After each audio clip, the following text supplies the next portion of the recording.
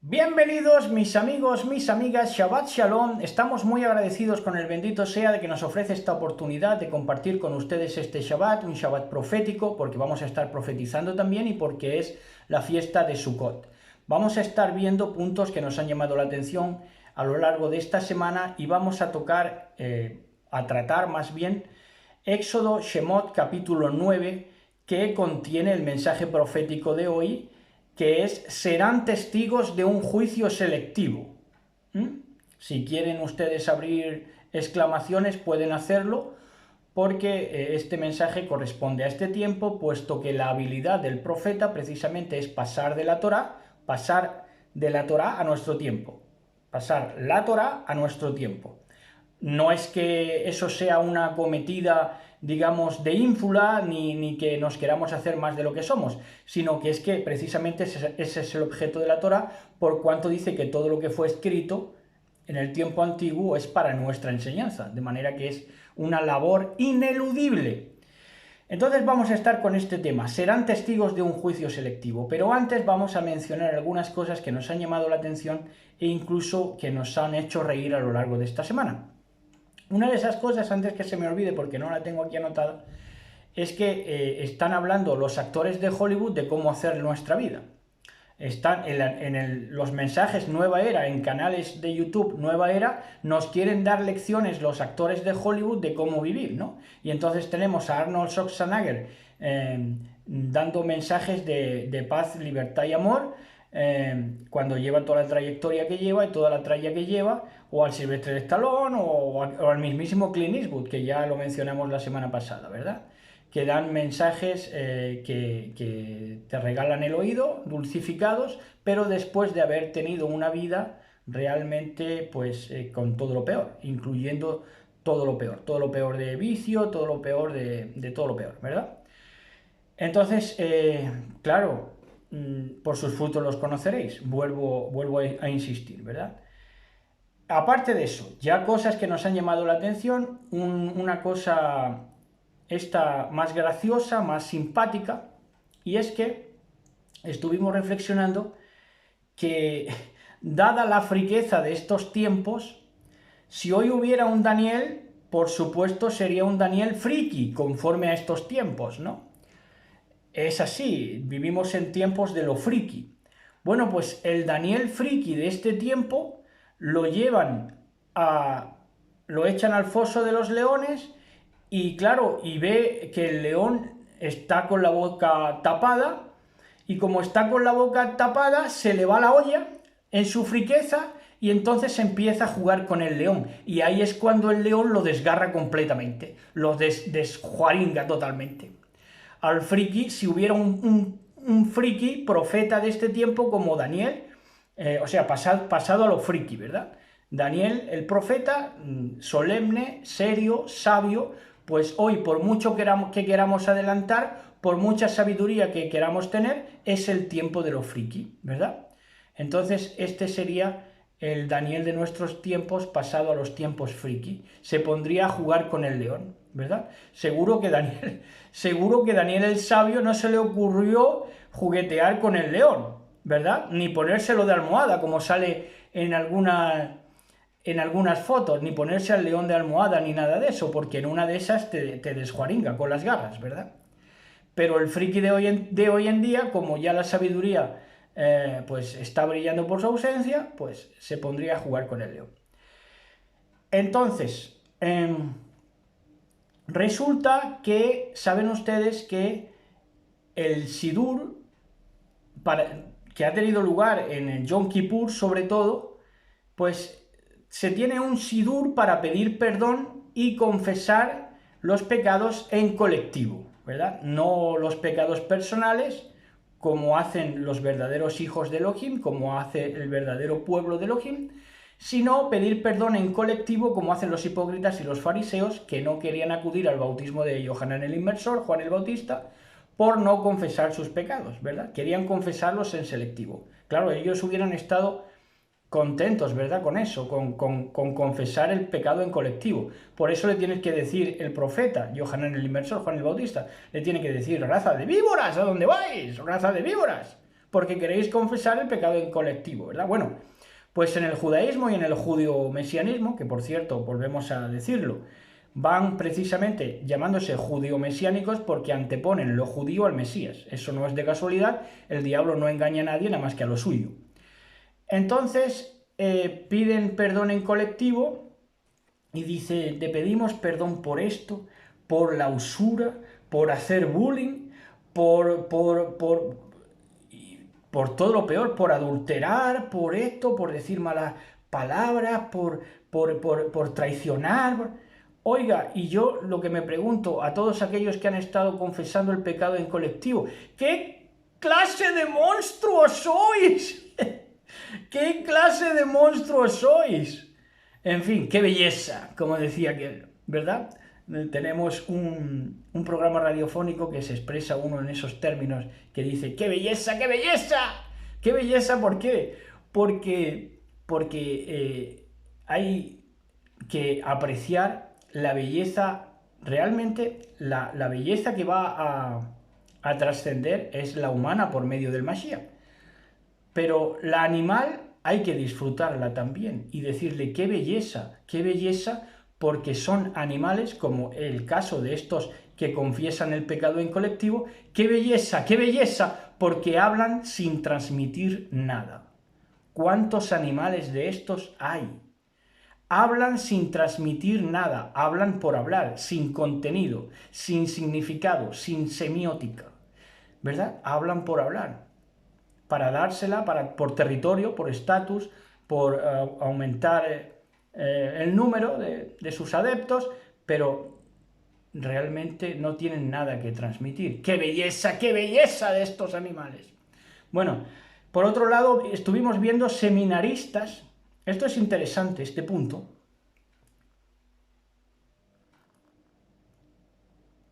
porque estuvimos viendo a seminaristas católicos que lanzaban una pregunta, que solo vi el título, porque no se me ocurrirá entrar, porque ¿para qué voy a entrar, verdad? Unos seminaristas católicos, pues difícilmente van a decir algo que tenga trascendencia y precisamente significado y pues asiento, ¿verdad?, en lo que dicen. Entonces estos seminaristas católicos se lanzaban esta pregunta de ¿se puede ser creyente en la era postcristiana? Esto, repito, es un seminario católico. Y los católicos seminaristas lanzaban esta pregunta en su canal de YouTube. ¿Se puede ser creyente en la era postcristiana? Oiga, que pronto venden a Cristo. Qué poco trabajo les cuesta vender a Cristo. Oiga, ya no hay Cristo, porque estos son europeos. Claro, se refieren a una era postcristiana en Europa, pero en Europa todavía hay cristianismo, ¿eh? Oiga, qué poco les cuesta vender a Cristo, qué poco les cuesta vender a un Cristo descartado por la sociedad. Oiga. El mesianismo, por su parte, ya digo, tenemos mensajes preparados para ello, porque lo que están haciendo es contaminar las raíces, que es un proceso que ya diremos cómo se llama, para que salgan setas. Se contaminan las raíces hebreas, para que salgan y emerjan de la tierra setas. Bueno, pues como setas ha crecido el mesianismo. Ahora, no todo va a ser malo. Nosotros somos los principales críticos del mesianismo. Pero si el mesianismo se lo creyera de verdad, verían que el mesianismo está siendo la última palabra, porque todo el mundo es mesiánico. Los que más mueven en YouTube de mensajes están compitiendo entre los mensajes Nueva Era y el mesianismo. Es por donde mires, es impresionante. Pero no se lo creen, ese es el problema que tienen, porque si se lo creyeran, verían que el mesianismo está siendo la última palabra. ¿Y esto qué nos quiere decir? ¿Que el mesianismo esté siendo la última palabra? Que la última palabra no fue la ilustración, que la última palabra no fue el deicidio ilustrado de matar a Dios de Freud, de Nietzsche y de todos aquellos, de Unamuno aquí en España, y de todos aquellos que se movieron en el deicidio ilustrado, en el matar al Padre, matar a Dios. Esa no fue la última palabra. Eso es lo grandioso. Si el mesianismo se lo creyera de verdad, se encontraría de que en lugar de darle crédito a esa psiquiatría que habla de ego, ilustración, eso viene de la ilustración, de toda esa, del deicidio ilustrado, forma parte del deicidio ilustrado, claro. Matan al yo soy, ¿verdad? Al gran yo soy. Bueno, pues eso viene de por ahí. Le dan crédito a lo del ego, que es la psiquiatría, exaltan y ensalzan a científicos que hablan vanidades, tonterías y naderías de la materia oscura, ¿verdad? Y de los agujeros negros. Y los encumbran y le dan crédito. Desde el mesianismo estoy hablando, desde creyentes.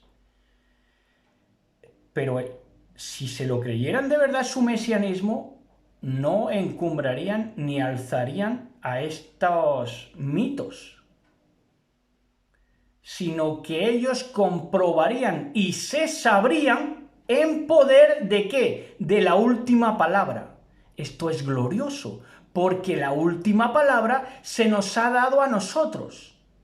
Me incluyo en el mesianismo, pero yo es que la diferencia que tengo con ellos es que me lo creo de verdad. Bueno, entonces ya vamos con el mensaje de hoy. Serán testigos de un juicio selectivo y vamos a estar profetizando en el nombre de nuestro patrón, Yahshua HaMashiach. Entonces dice así, dice en el capítulo 9, desde el 1 en adelante, pueden ustedes buscarlo y así con este sorbito de descafeinado, pues ustedes le doy tiempo para que lo busquen.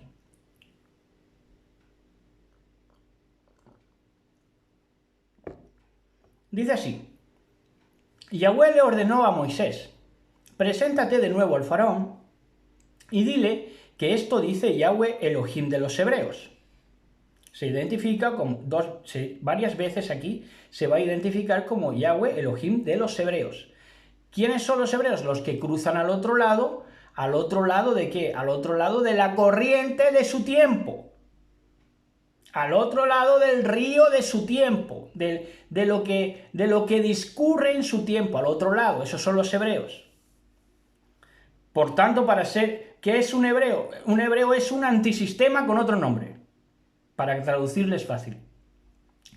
Entonces dice, y dile que esto dice Yahweh Elohim de los hebreos, deja ir a mi pueblo para que me adore. Si continúas reteniéndolo y te niegas a dejarlo salir, la mano de Yahweh herirá a todos tus animales, caballos, burros, ovejas, cabras y ganado, con una plaga mortal. Sin embargo, Yahweh hará de nuevo la distinción entre los animales de los egipcios y los animales de los israelitas. Esto era tremendo, porque es un juicio selectivo lo que está anunciando. Y esto no tiene el menor sentido dentro de una mente profana. Porque ¿cómo va a acontecer esto que haya una separación de un juicio, digamos un juicio climático, atmosférico, que utiliza fuerzas de la naturaleza para selectivamente enjuiciar algo? Esto es algo insólito en una mente profana, no puede tener lugar. Entonces dice, ha declarado que mañana mismo herirá la tierra. Sigue diciendo, dice, sin embargo, Yahweh hará de nuevo la distinción entre los animales de los egipcios y los animales de los israelitas. No morirá ni un solo animal de Israel. Yahweh ya determinó cuándo comenzará la plaga. Ha declarado que mañana mismo herirá la tierra. Así que Yahweh hizo tal como había dicho. A la mañana siguiente, todos los animales de los egipcios murieron, pero de los animales de los israelitas ni uno solo murió. Esto no tenía explicación para nadie, ni para sacerdotes, ni para científicos, ni para Stephen Hawking, ni para Einstein, ni para nadie. ¿Entienden? Entonces Faraón envió a sus funcionarios a investigar y comprobaron que los israelitas no habían perdido ni un solo animal. Esta comprobación fue devastadora para esa ciencia egipcia. Los abatió por completo. Ahora, extrapolemos, empecemos a hacer un ejercicio de extrapolación. Cuando este mundo vea un juicio selectivo en el que vean que los malos, impíos, incrédulos, ellos mismos se han matado, inoculándose dentro veneno, va a acontecer lo mismo. Entonces, entenderán que Yahweh está haciendo un juicio selectivo. Por eso el título de este mensaje es: serán testigos de un juicio selectivo. Entonces dice, pero aún así el corazón de Faraón siguió obstinado y una vez más se negó a dejar salir al pueblo. Entonces Yahweh le dijo a Moisés y a Aarón: tomen puñados de hollín de un horno de ladrillos y que Moisés lance el hollín al aire en presencia de Faraón. La ceniza se esparcirá como polvo fino sobre toda la tierra de Egipto y provocará úlceras purulentas en las personas y en los animales por todo el territorio. Cosa que también va a pasar en el tiempo final porque tienen que morder sus mentirosas, inventoras de males lenguas. ¿Entienden? Mientras éste observaba, la ceniza se esparcirá como polvo fino sobre toda la tierra de Egipto y provocará úlceras purulentas en las personas y en los animales por todo el territorio. Entonces Moisés y Aarón tomaron hollín de un horno de ladrillos y se pararon ante Faraón. Mientras éste observaba, Moisés lanzó la ceniza al aire y brotaron llagas purulentas tanto en las personas como en los animales. De nuevo, algo insólito. Ni los magos podían estar delante de Moisés porque también ellos quedaron afectados por las llagas igual que todos los egipcios.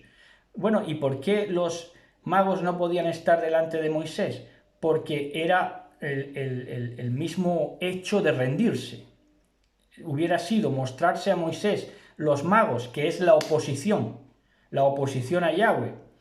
Si la oposición a Yahweh se muestra lo débil que era en verdad, que es los sacerdotes con las úlceras manifiestamente, pues entonces firmaban su propio fallecimiento espiritual y de poder, que no tenían ningún poder, de hecho, y así quedaron exhibidos, ¿verdad? Por eso se intentaron mantener lejos de Moisés para que Moisés no fuera testigo, no viera el resultado que, bueno, Moisés lo sabría, pero que los sacerdotes se cuidaron de no aparecer con esa evidente derrota delante de Moisés. Entonces dice que ni los magos podían estar delante de Moisés porque también ellos quedaron afectados por las llagas igual que todos los egipcios. Pero Yahweh endureció el corazón de Faraón y tal como Yahweh había dicho a Moisés, el Faraón se negó a escuchar. Vamos por el verso 13.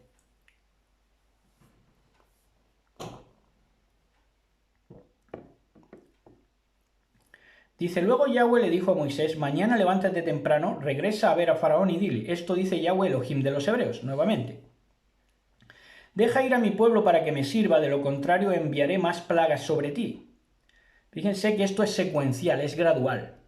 Y ahora, el juicio, este juicio selectivo, es un juicio selectivo porque va a responder a cada escala de maldad.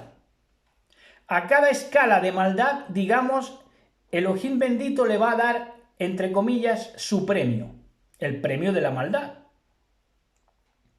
Ahora, otra cosa que quería reflejar, antes que se me olvide, lo del horno, lo del hollín y lo del horno está relacionado con Malaquías 4.1, y ahora retomamos lo que estamos diciendo, pero quiero también refrendar esto que dice Malaquías 4.1. que es interesante porque nos coloca también en profecía, precisamente. Esto del horno es profético, lo que le ocurre a Israel, porque es un adelanto de lo que va a ocurrir en el último tiempo, que está profetizado en Malaquías 4.1. Dice, porque he aquí viene el día ardiente como un horno. De hecho, en Apocalipsis dice ya para este tiempo que el sol quemará a los hombres, día ardiente como un horno, y todos los soberbios y todos los que hacen maldad serán estopa, y aquel día vendrá, los abrasará. Ha dicho Yahweh de los ejércitos, y no les dejará ni raíz ni rama. Así que ya saben. Bueno, entonces seguimos. Dice, vamos por... De lo contrario, enviaré más plagas sobre ti, tus funcionarios y tu pueblo, entonces sabrás que no hay nadie como yo en toda la tierra. A estas alturas, le está diciendo Yahweh al faraón, bien podría haber extendido ya mi mano, porque delante de mí eres, pues, lo que son todos los hombres, debilidad. En él está la fortaleza. Él es la fortaleza. Él es el dueño de todo, es el amo verdadero. Pero sin embargo, los faraones, los déspotas, ahora vamos a ver qué palabra utiliza, quieren adueñarse, quieren sentirse dueños del pueblo, dueños de sus comunidades, dueños de sus etnias, dueños de sus pueblos, dueños de sus países. Oiga, están incurriendo en la misma falta que Faraón y le van a venir todas las plagas, ¿verdad? Dice,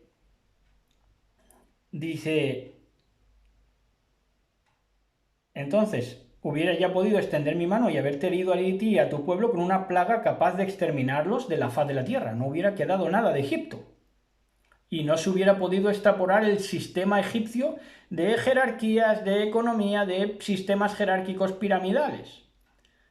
No hubiera quedado nada de eso, ¿verdad? Pero, ¿cuál era el propósito? Aquí está. Pero te he perdonado la vida con un propósito: mostrarte mi poder y darte a conocer y dar a conocer mi fama a todas las naciones. Así que por eso existen, ¿qué? Unos déspotas. Por eso existe un faraón. Por eso existe un sistema jerárquico. Porque Yahweh bendito tiene que dar a conocer su fama, ¿a quién? A todas las naciones. Por eso mañana a esta misma hora enviaré la granizada más devastadora que haya habido en la historia de Egipto. Rápido, para que vean que esto es un juicio que responde a la maldad de cada uno. A más malo, peor juicio. Adentro de lo malo, gente que escuche algo a Yahweh, el juicio es menos severo. Esto lo vamos a demostrar. Por eso se dice en el verso 19, rápido, manda que tus animales y tus siervos regresen del campo para ponerse a salvo. Porque todo animal o persona que quede afuera morirá cuando llegue el granizo. ¿Y entonces qué pasó? En este juicio gradual, que algunos de los funcionarios de Faraón tuvieron miedo, o más bien tuvieron algún tipo de respeto por lo que ya Yahweh había hecho. Fíjense que esto es ya después de las úlceras, ¿verdad? Después de las plagas primeras, ¿verdad? Ya habían sufrido debacle, y dice, algunos de los funcionarios de Faraón tuvieron miedo debido a lo que Yahweh había dicho, tuvieron algún tipo de respeto, y enseguida hicieron volver a sus animales y a sus siervos del campo. Pero había otros déspotas que, como el perro no es mío, que lo maten. Entonces, los siervos, los súbditos que tenían, que sigan trabajando y sigan segando. Y los animales, bueno, ponlo ahí en un chambao y que no cueste mucho dinero la cobertura. Si va a costar mucho dinero la cobertura, pues mejor déjalos ahí donde están. Claro, y estas cosas le acontecen de esta manera. Pero los que no hicieron caso a la palabra de Yahweh dejaron a los suyos a la intemperie. Esta intemperie nos habla proféticamente también de la ausencia de Sukkah, de la ausencia de Sukkot. Que por cierto, todo el mundo habla de que si Yeshua o Yahshua nació en Sukkot. Más correcto sería decir que el nacimiento de Yahshua es Sukkot, porque esa cabaña tipificaba la cabaña de Sukkot y la nube en el desierto, incluso que dirigía al pueblo, representaba al Mashiach. De manera que no es Yahshua quien nace en Sukkot, sino que la Sukkah, la cobertura real, nace con el Mashiach, que es nuestra cobertura, puesto que es nuestra cabeza. Esto ya vale y amerita todo el mensaje.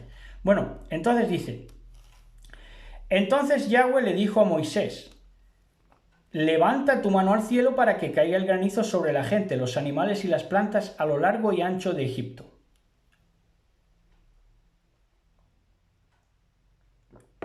Fíjense ustedes que no fue un juicio sin miramientos. Repito una vez más, fue un juicio selectivo, como el juicio que van a presenciar en este tiempo. Serán testigos de un juicio selectivo. Así que Moisés levantó su vara al cielo y Yahweh envió truenos y granizo y cayeron rayos a la tierra. Yahweh descargó una terrible granizada sobre toda la tierra de Egipto. Igualmente hay una granizada final, ¿verdad? Con la cual tienen que ser apedreados, ¿quiénes? Los adúlteros. Por eso va a llover una granizada, y donde ya no se mata a nadie, ¿verdad? Donde todas las leyes supuestamente que no apuntan a eso, pero como no lo hace nadie en el nombre del bendito de Israel, pues entonces tendrá que hacerlo Yahweh mismo. Nunca en toda la historia de Egipto hubo una tormenta igual, con rayos que no paraban y con un granizo devastador.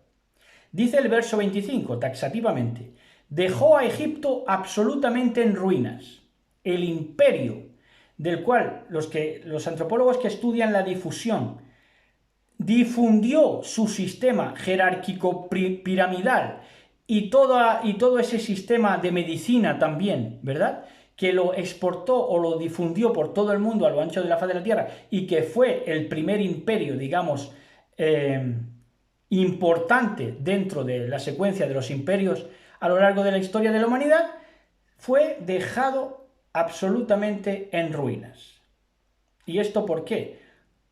Porque había unos déspotas que no estaban dispuestos a desistir de llamarse o autollamarse, de llamarse Dios, de ponerse en lugar de Dios, de ponerse en el poder despótico, de creer que las naciones le pertenecían, de creer que el pueblo le pertenecía, de creer que tienen que controlar quién entra, quién sale, qué energía consumen, cuánto gastan, y darle, ¿verdad?, cuando no, directamente hacerle la cartilla de racionamiento. Oiga, pero todo eso va a quedar en ruinas.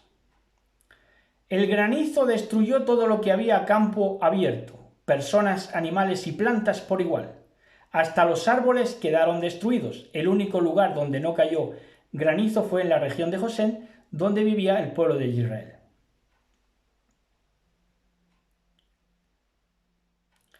Entonces, Faraón mandó llamar enseguida a Moisés y Aarón. Esta vez he pecado, confesó el faraón, confesó. Dice: esta vez he pecado, y Yahweh es el justo, y mi pueblo y yo estábamos equivocados. Ahora, fíjense ustedes todo el despliegue de energía profética, de energía divina, que tiene que ejecutar Elohim para que un déspota, cualquierilla, un cualquierilla, llegue a esta conclusión. Yahweh es el justo y mi pueblo y yo estábamos equivocados. Por favor, supliquen a Yahweh que ponga fin a este granizo y a estos truenos tan aterradores. Basta ya, los dejaré salir, no tienen que quedarse por más tiempo. Muy bien, respondió Moisés. En cuanto salga de la ciudad, levantaré mis manos y oraré a Yahweh para que ponga fin a este granizo y a estos truenos tan aterradores, y sabrás que la tierra pertenece a Yahweh. Sin embargo, yo sé que todavía ni tú ni tus funcionarios temen, ni aun con esto, yo sé que ni tú ni tus funcionarios respetan a Yahweh Elohim.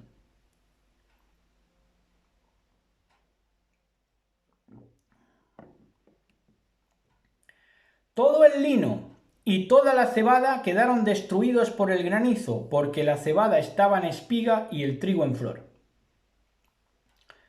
Entonces aquí, primero que Aquí habría algo más profético todavía, pero el que fuera en el tiempo de que la cebada estaba en espiga, representa un Shavuot rechazado. ¿Qué es Shavuot?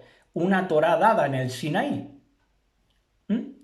Entonces es un Shavuot rechazado por Egipto porque Egipto se dejó llevar por sus déspotas. Y entonces fue lo que vivió Faraón y su poder despótico y sus esbirros despóticos, fue un anti-Shavuot, un anti-fiesta de las semanas. ¿Mm? El pueblo de Israel hubo truenos, relámpagos, la aceptó, pero el pueblo de Egipto hubo truenos, relámpagos, granizada y no la aceptó. Por eso menciona lo de la cebada que estaba en espiga. Fue un Shavuot, una Torá rechazada por Egipto. Ahora, ¿cuánto pueblo hay, y entre ellos el cristianismo, que ha rechazado lamentablemente la Torá?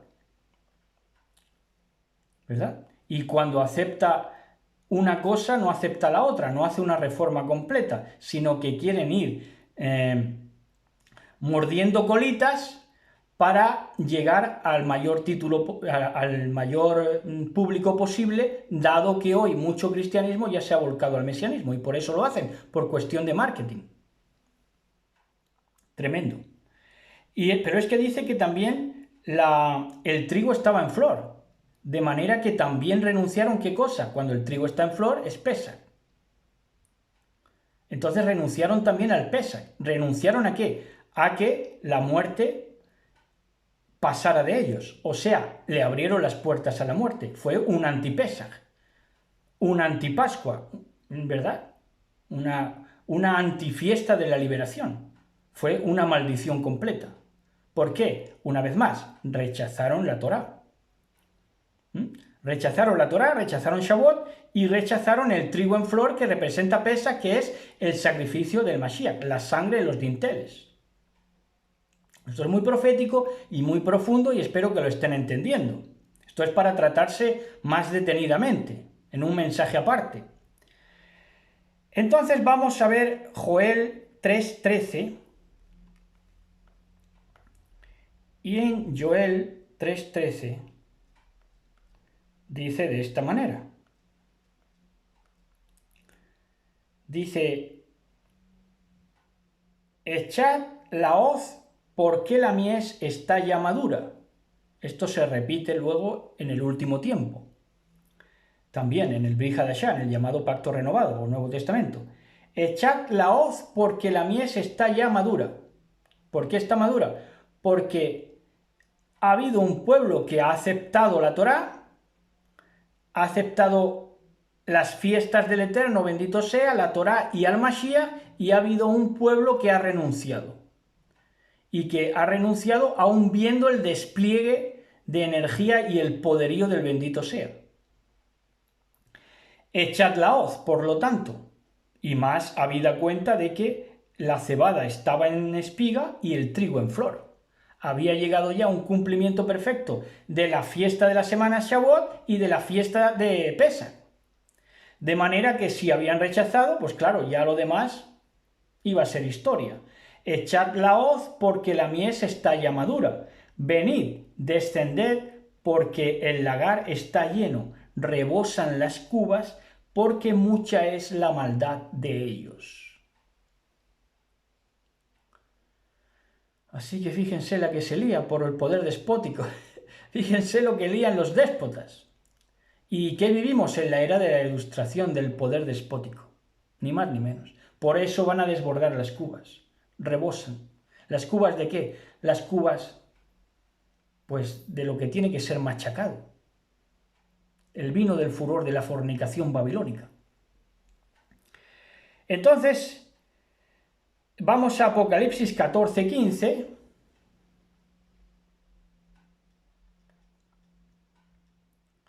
En Apocalipsis 14, verso 15, nos dice así. Dice: y del templo salió otro ángel, otro malaj, clamando a gran voz al que estaba sentado sobre la nube. Aquí está el cumplimiento de Joel 3:13.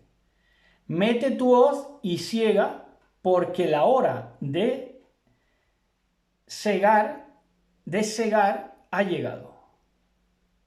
Pues la mies de la tierra está madura. ¿Por qué está madura? Repito una vez más. Ha habido un pueblo que hemos aceptado vívidamente la Torá, las fiestas, el Mashiach, y ha habido otro pueblo que ha apostatado y que ha renunciado. ¿Verdad? Eso es lo que pasa. Un pueblo que ha aprendido a respetar a Yahweh y otro pueblo que se quiere poner en el lugar de Yahweh, no respetándolo en lo más mínimo. Eso es lo que pasa. Ahora dice, pero ni el trigo espelta sufrieron daño. Dentro de todas las plagas, fíjense qué juicio tan selectivo, ¿eh? Ni el trigo, ¿por qué el trigo? Pues el trigo representa Pesach, la liberación precisamente. Ni el trigo espelta sufrieron daño. Y esto aparece en Mateo, este significado aparece en Mateo 13:24. 13:24 al 52. Que es cuando Yahshua HaMashiach da la enseñanza de la parábola del trigo y la cizaña. Aquí está. Le refirió otra parábola diciendo, el reino de los cielos es como un hombre que sembró buena semilla en su campo, pero mientras dormían los hombres vino su enemigo y sembró cizaña, despotismo, entre el trigo y se fue, y cuando salió la hierba y dio fruto, entonces también se hizo la cizaña. Estaba un Pesach y una fiesta de Shavuot, ¿verdad? Y para los otros que iban a rechazar, para la cizaña también iba a haber un Pesach y un Shavuot para destruir y dejar a Egipto, a ese sistema difusionista, en ruinas. Vinieron entonces los siervos del padre de familia y le dijeron, Señor, ¿no sembraste buena semilla en tu campo? ¿De dónde pues tiene cizaña? Él les dijo, un enemigo ha hecho esto, y los siervos le dijeron, ¿quieres pues que vayamos y la arranquemos? Él les dijo, no, no sea que también al arrancar la cizaña, arranquéis también con ella el trigo. Se tenía que esperar ¿a qué? A que esté madura. Como estuvo madura en Egipto, ¿y está madura a qué? ¿Cuándo? Ahora. Dejad crecer juntamente lo uno y lo otro hasta la siega, y al tiempo de la siega yo diré a los segadores, recoged primero la cizaña y atadla en manojos para quemarla. Pero recogió el trigo en mi granero. Pero recoged el trigo en mi granero, que representa Pesach, liberación y el haber puesto la sangre del Mashiach en el dintel de tu puerta. Entonces sigue diciendo el verso 33. Entonces Moisés se fue del palacio del faraón y salió de la ciudad. Cuando elevó sus manos a Yahweh, los truenos y el granizo cesaron y la lluvia se detuvo. Al ver faraón que la lluvia, los truenos y el granizo cesaron, él y sus funcionarios de nuevo pecaron poniéndose tercos una vez más. Ni llevando a Egipto a la ruina, ni llevando al mundo a la ruina espiritual, económica, vital, cultural, ni así quieren aprender, porque son déspotas y diablos. Entonces dice, como tenía el corazón endurecido, el faraón se negó a dejar salir al pueblo, tal como Yahweh había dicho por medio de Moisés. Y hasta aquí este capítulo 9. Ahora vamos a las notas que tomamos de referencia, para comentarlas en el libro que tenemos, en la traducción que tenemos. La ceguera de entendimiento impide al mandamás egipcio en los versos 11 y 12 ver la debacle de su reino a través de un sacerdocio ulceroso y enfermo. Es decir, ni el mismo déspota faraón es capaz de ver. Fíjense ustedes hasta dónde llega la terquedad y la vanagloria. La vanidad. Si tu sacerdocio, donde tienes puesta tu confianza y tu fe en dioses mitológicos son, y dioses estúpidos y con líos de faldas, pero es que tú te lo crees. Bueno, pues si te lo crees, mira el sacerdocio. Cómo han quedado ulcerados por el poder de Yahweh bendito. No tienes más que tener ojos para ver, como dice Mashiach. Esa ceguera faraónica fue un anticipo de ignorar la obviedad de los sacerdocios actuales, porque tampoco quieren ver que la purulencia que están supurando de pecado, de enfermedades, de muerte, de palabras mentirosas, los sacerdocios putrefactos y corruptos de este fin del siglo.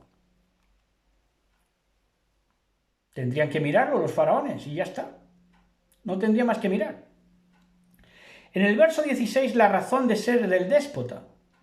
¿Cuál es? Verse rebasado, sobrepasado y confundido en su soberbia y su apropiación indebida. Repasamos los versos 16 y 17.